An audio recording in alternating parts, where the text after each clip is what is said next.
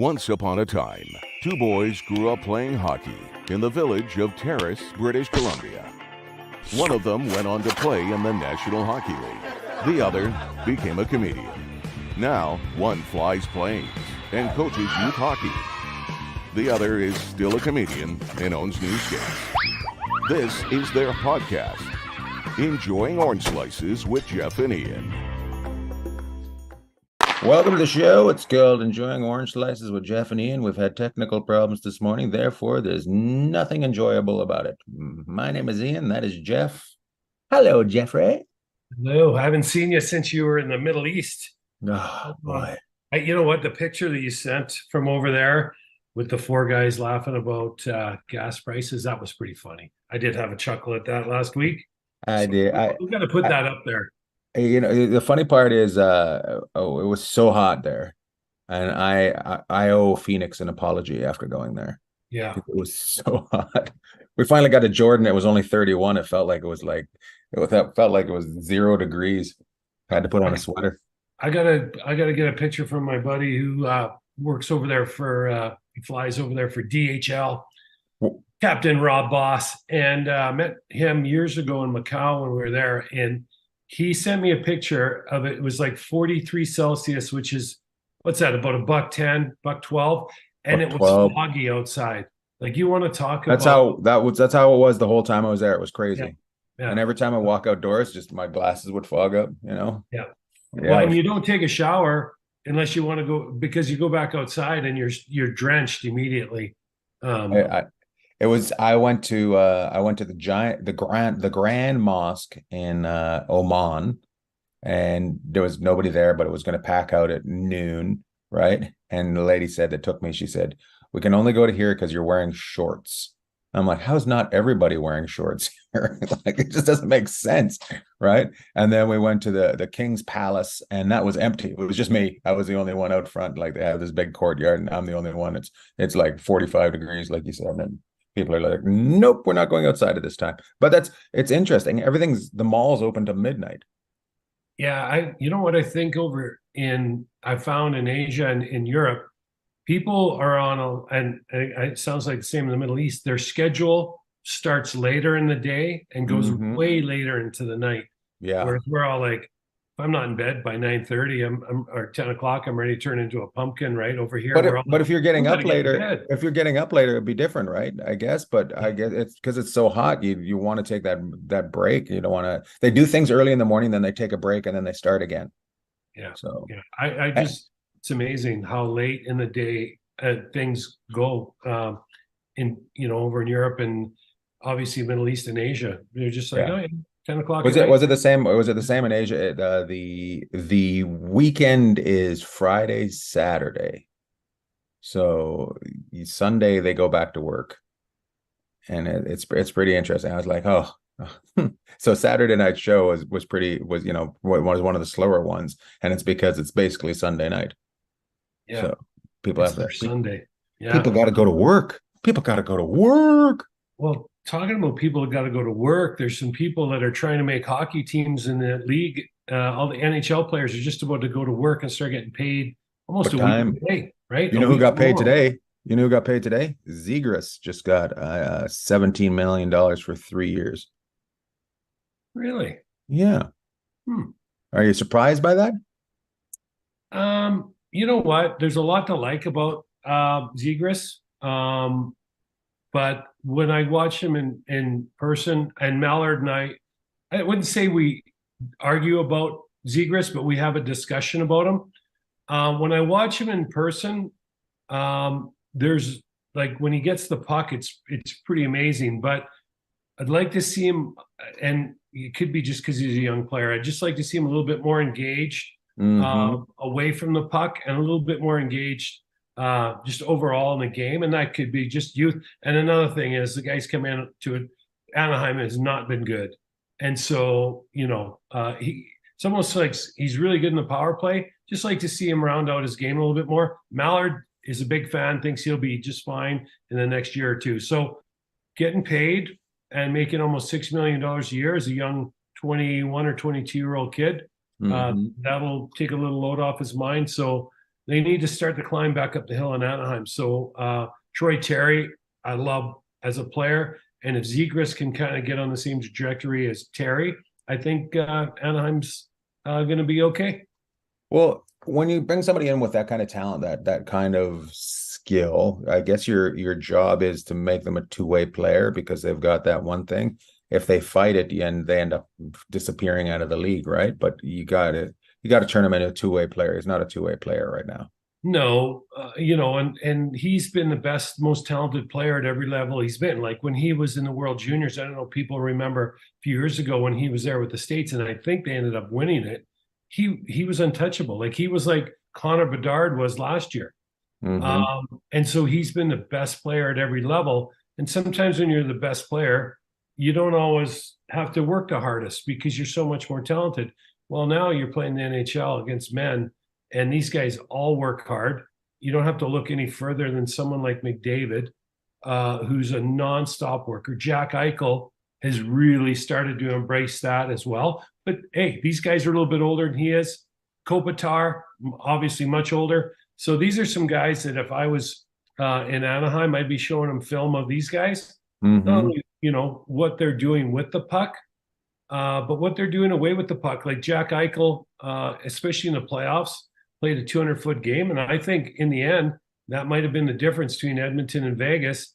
Took him a while to learn that game, though, right? Yeah, it did. And he's 25 or 26 now. Zegras is 22, right? So if Zegras can get on that path, kind of following the footsteps, he's not a Kopitar. He's not 6'4" and a big dude like Kopi is. But yeah, I just would like to see him a little bit more attention to detail, 5-on-5, and he's got the skill, and I think he can help Anaheim become much. He's definitely a hockey player. I think you're right about when you're the best as you're coming up. You're the best of your age group, but once you get to the NHL, you're the best of every age group, right? So they're all there. So now it's more of a struggle. Yeah. I think if you look at his game, probably he would say maybe relates a little bit more to a Patrick Kane than a Kopitar or an Eichel. But if Patrick Kane was able to find a way in the biggest moments, and he played just enough. Patrick Kane. I remember when it was me and you went and watched Chicago, right? In Vegas, he was noticeable every time he was on the ice, even if he didn't have the puck. That's the difference, right? Yeah. You can't not. He's not a force the whole time he's out there. So and the other thing is Zegras is a center iceman, and there's just more responsibility when you play that position. Kane's a left winger or a right winger, wherever side they want to put him on. Not as much responsibility. You can cheat a little bit more, right. And you're going to get the puck most of the time, you would think, with some open space in front of you. Whereas playing in the middle, you're always going to have company. Somebody. What do you think? Is there any chance of them moving him off the center to a wing to give him that extra little bit of room? I don't. It all depends on what their depth looks like at center ice, right? So, I'd have to have a look at Anaheim. I really, really like Troy Terry. I think if you're going to put anyone in your fantasy camp or league this year, we need to start our fantasy. I got to talk to somebody and go get our fantasy going.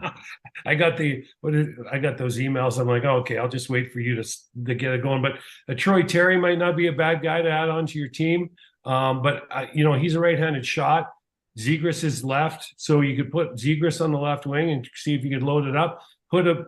Find yourself a grinding winger on the other side, which I'm sure Anaheim has. A Kaloran type that they brought in, or maybe they're going to put Kaloran on Zegras's left side, and out 4 to 6 weeks, follow in his footsteps. Yeah, he's out 4 to 6 weeks. Oh, Kaloran is. Yeah, not a good start there. Still, no matter what, you need somebody that sells the game in your market. And I think that's what they decided there in Anaheim. Instead of they were hardballing them for a little bit and kind of maybe mellowed out because they realized they needed somebody to put on posters, right? Absolutely, they do. And Anaheim's got to come in with the new attitude, right? I mean, they've got a new coach. I take you back to the 70s with that song. He got me with a new attitude. New attitude, whatever. But I think Anaheim is a team that they got to find some lightning in a bottle. They got to start pushing themselves back up the standings. And who's it that we had on from the Ducks? Was it Aaron? Yeah. Yeah, when we had Aaron on from the Ducks, the president of their team, I mean, you can tell just by talking to him how hard they're working off the ice. I think to your point, I think they said, hey, we got to get Zegras on posters around town. We got to get him on the front of the building. Troy Terry, Drysdale, who missed just about all of last year. We got to get these young guys going, and we have to change the way we do things on the ice in Anaheim, and getting him signed is a start. So hopefully there's no hard feelings, because I know guys that have had kind of drawn out contract negotiations, and especially when they go into arbitration, it gets pretty rough and tumble, and there could be some hurt feelings on both sides there. So it's funny that you say that. It's so much easier as you get older to just brush things off than when you're younger. Yeah. So, he's a man, but he's 21. We all remember what we were like at 21. You could spin yourself into the ditch pretty easy. So hopefully he doesn't. Well, you know what? He's another young guy that's going to be good for the league. He's got some, what do you say, some flair to him, and pizzazz. Some pizzazz. And guys like that sell the game. And I Sell know, the game. You don't need to be on Sports Center every night, or pointing to yourself or doing something fancy, but because it's kind of frowned upon in the league. But he's created some unbelievable highlight reel goals and plays.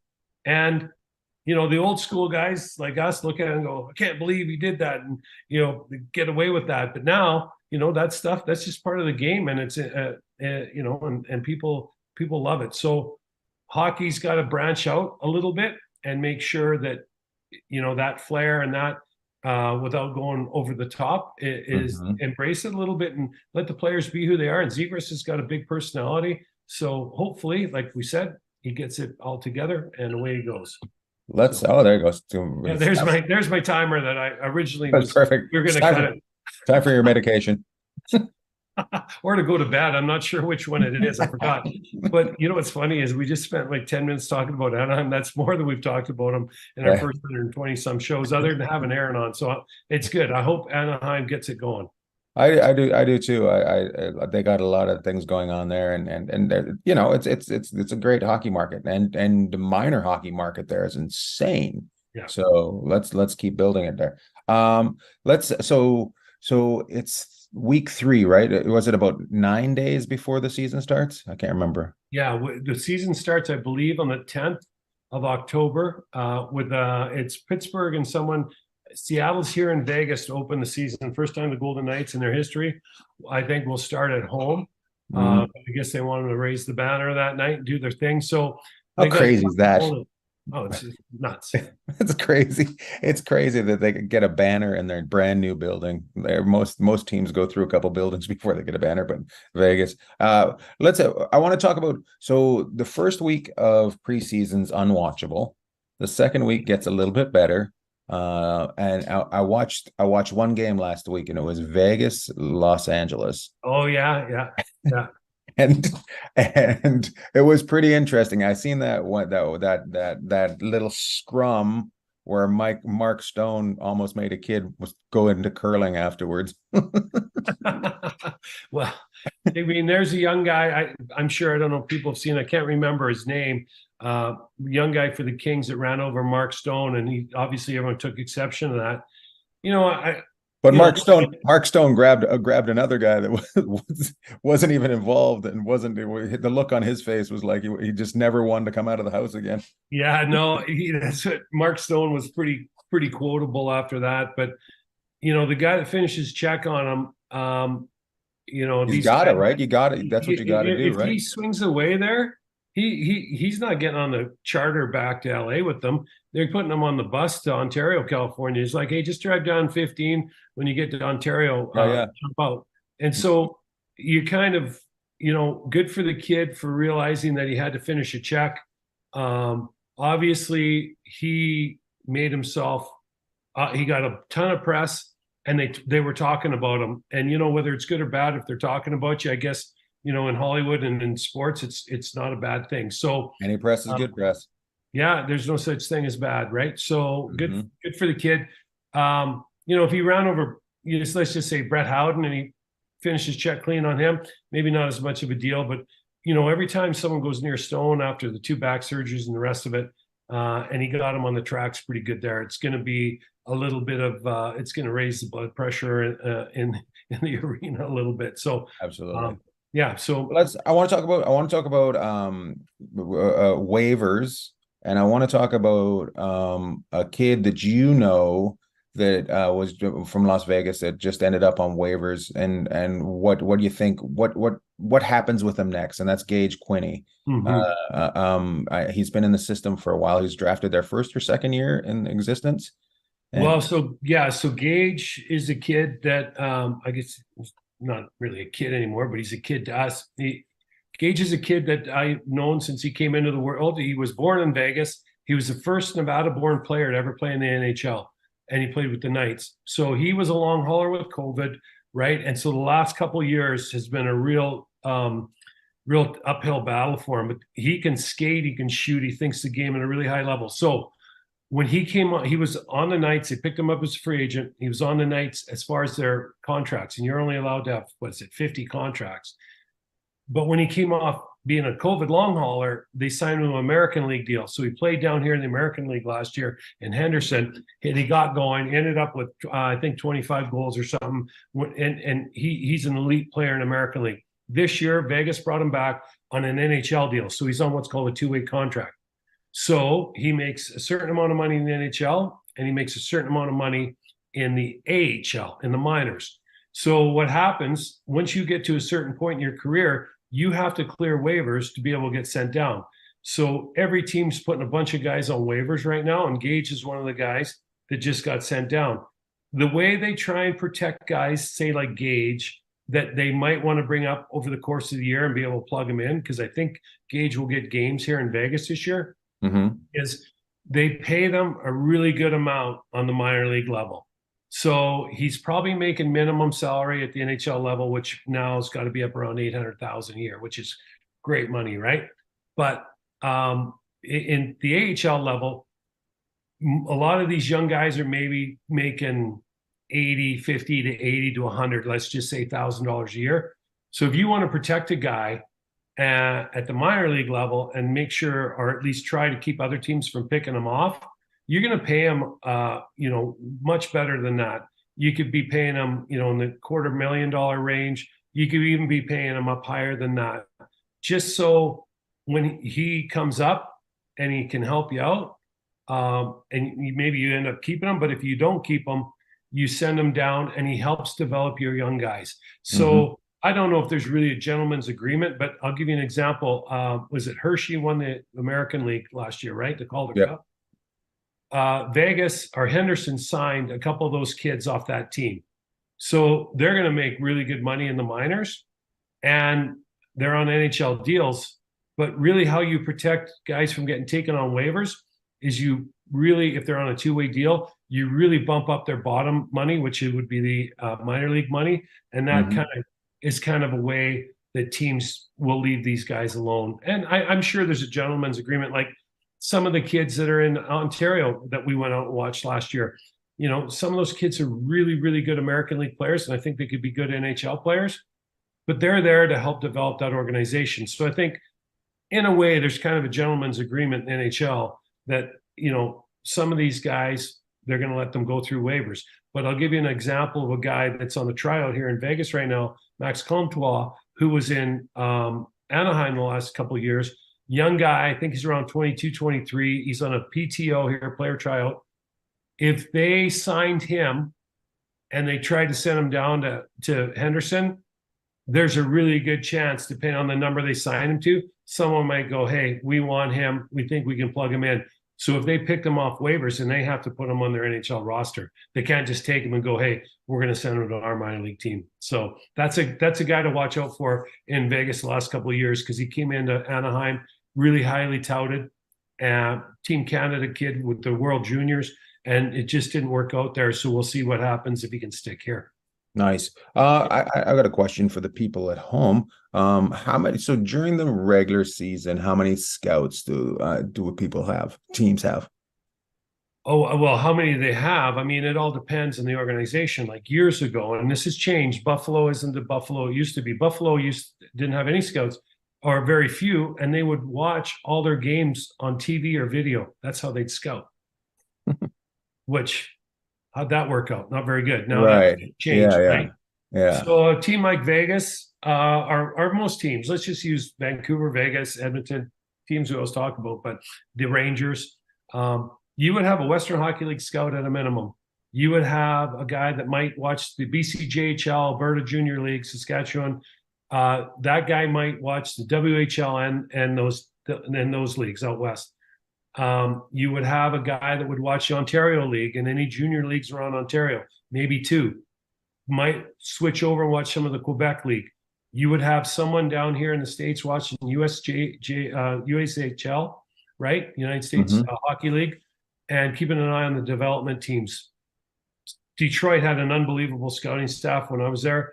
Europe, they had people all over Europe keeping an eye on those kids over there. You've got guys watching the American League, which you have your own people every night, but you also have your scouts watching the American League, and you'll be watching the East Coast League as well.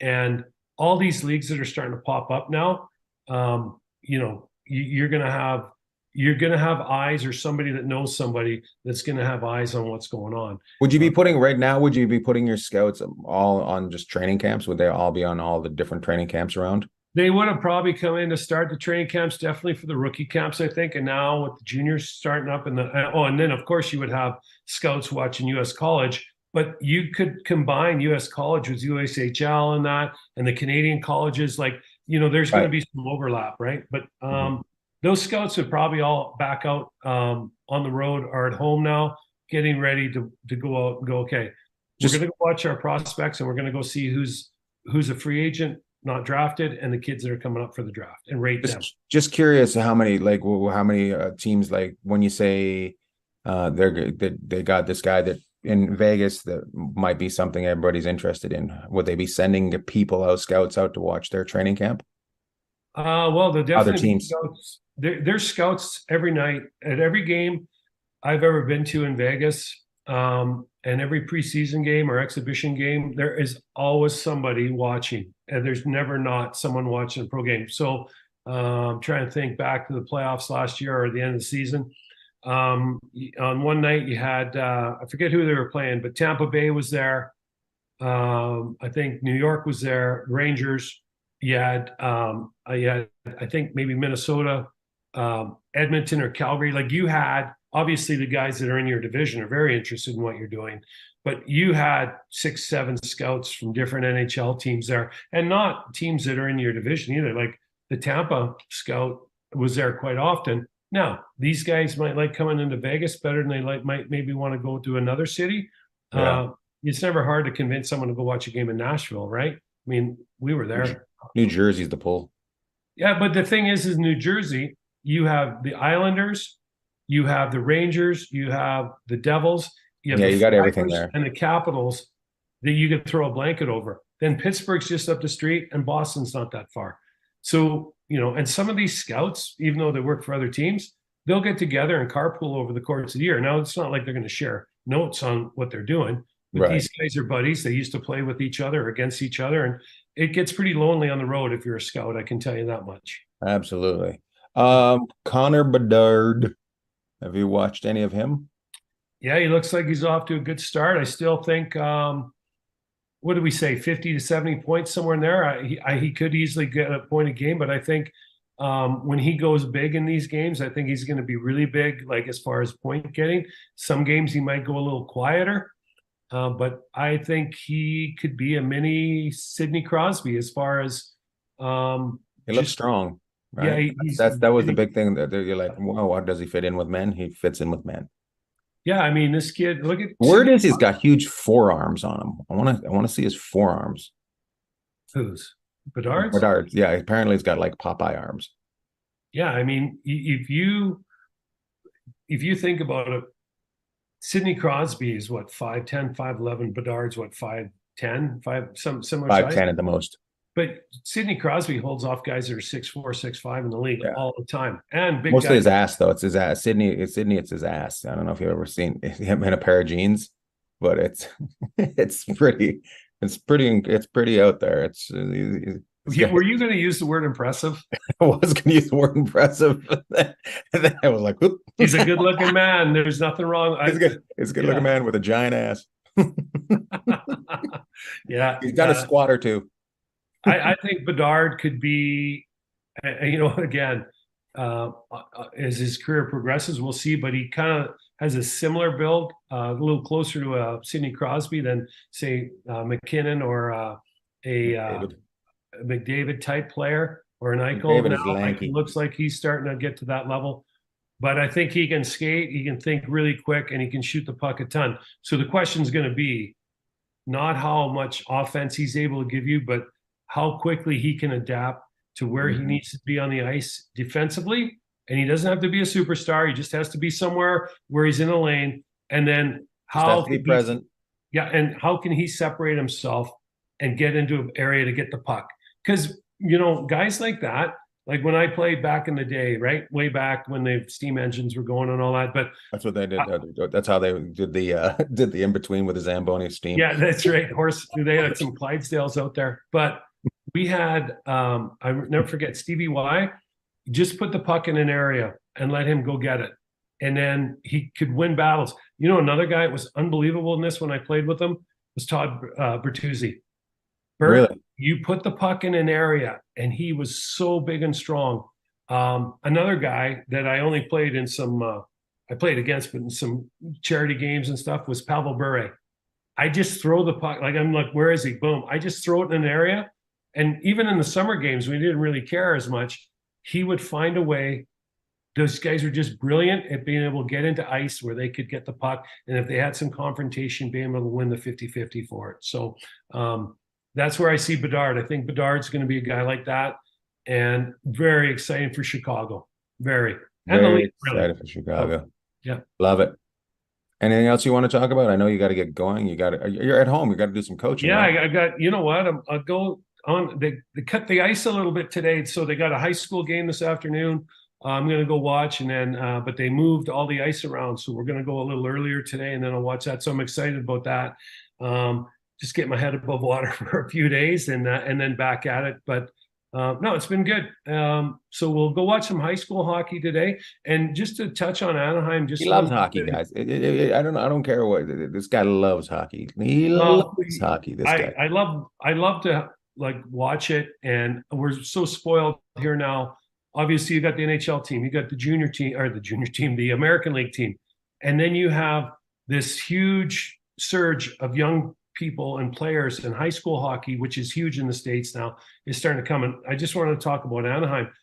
A lot of people think of Anaheim like Disneyland and all this other stuff. But like you said earlier, like that area down there, the Irvine area, the Anaheim area down there is huge for hockey. And so and the coaches they got going on, they got Getzlaff is coaching, and I think what's his face is on. They used to play for the Canucks is coaching down there. Oh, Bieksa? Yeah, he's coaching down there as well. How about Jimmy? Is Jimmy coaching? Jimmy's just yelling and telling people what he knows. And driving 40 miles with his Rivian pickup, pulling his trailer on his trailer and praying that he makes it. Yeah. Hey, if you have an electric truck, that's great. But when you put a 5,000-pound trailer behind it, you might want to know where there's a charging station, because you're not going pretty far down I-5. Plan your drives. Yeah, he's such a smart guy too. But you know what? He put all that money into that electric truck and trailer, and he can only go about 15 minutes from his house to camp, because otherwise he doesn't have a charge. I tell you, if you're out there and you're wondering what careers you get into, with the 2 trucks my friends drive, get into flying aircrafts. That's what you want to do. By the way, speaking of teams in Vegas, we'll put this up in a second. I'll send it to Brian and we'll put it up. But they have the college team, the UNLV college team, has this great promo of all these kids in the desert and wearing hockey gear. It's pretty cool. I'll send it to you guys and take a look at it. So yeah, they're trying, and that's another one. So UNLV is a club team right now, but I mean, they play way above club level hockey. and they're trying to figure out a way to get UNLV into the Div 1. And, I think UCLA just got in, right, or something. Yeah, and then I think University of Arizona, Yeah, Arizona might be in too. Yeah, So, that's also where the Yeah. NHL team plays. In yeah, Arizona. that's right, in the same building. Yeah. That's how big they are. The Sun Devils are so big that the Coyotes had to share a building with them. So, I love it. all right. Well, we're Throw going to some get you out of here. shout-outs. Huh? Yeah, Throw throw some some shout-outs? shout-outs out there. Okay, I'm gonna throw a shout out. I'll throw a shout out to the vet that is actually doing mini pearls surgery right now. She's having her ear canal taken out and her eardrum taken out of her head because she's got a little bit of a bump on it that we have to take it out. So we'll give them a shout out for taking good care of her. So down in Irvine, right near the practice rink for the the Anaheim Ducks. So big shout out to the surgeons down there taking care of our pearl. Earl, I'm gonna go with you on with the vets, Dr. Schneider, who helped out our dogs a couple weeks ago, Kokanee and Molson and Kokanee, and no one knew what those names meant or where they came from. I love this. This is awesome. And she's like, those are my dogs, and they're like, well, how are they your dogs? Because she goes, I know where they're from. Molson is a beer, and Kokanee's a beer. She's from Calgary. So shout out to Dr. Schneider, who took good care of Kokanee. And every time we go in there, we see Dr. Schneider because he's like, those are my dogs. Those are named after Canadian beers. Thank you very much. So he doesn't take his dogs in. He takes a doctor in a couple of years. Dr. Schneider's high on our list. And of course, she always has a little chuckle about the way everyone thinks about hockey down here. But what are they going to do? All the Golden Knights have ddone is win. So everyone just all they do is win. Yeah. I'm gonna give out one more. There's some other people out there that all they do is win too. That's right. I'm gonna give one more shout out because I thought you would have given it. So I think on Friday was the last Airbus was flown for Alaska. Way to take me down. Okay, let's see. What's today? Monday, Tuesday, Saturday, September 30th.